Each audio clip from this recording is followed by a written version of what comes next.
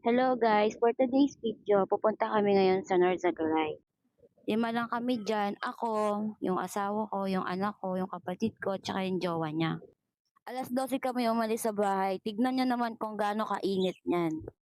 Kasi mismong niyang araw na yan din kami nagplano na pupunta dyan sa Norzagaray. Kakarating lang namin dyan, bumaba agad yung anak ko para maligo agad dyan sa ilog. Buti nilagyan na agad siya ng sunscreen ng tita niya.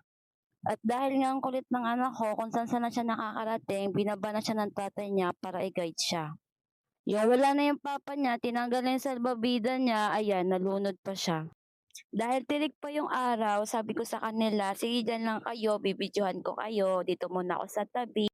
At magpakasaya muna sila dyan. Makikita nyo dyan kung gaano kaganda yung tubig, ang refresh ng paligid, at ang ganda ng simoy ng hangin. Pagkatapos namin maligo, dumiretso kami dito sa may pasyalan sa may Norzagaray. Malapit lang to sa ilog na pinuntahan namin. Habang naglalakad kami, sobrang manghang-mangha sila kasi first time lang namin makapunta sa ganito. Hapon na yan, makikita nyo kung gaano pa siya kainit pero sobrang ganda kasi ang lamig. Pero bago ka pumunta diyan, may entrance fee ka na babayaran. Halagang 20 pesos, tas kapag gabi naman, umaabot ng 100 pesos. Umaakyat pa kami niyan, pataas, kasi marami siyang picturan. Yan, tignan niyo naman yung anak ko kung gaano kasigla, kasi gandang-ganda siya sa view. First time niya lang kasi makapunta sa ganito.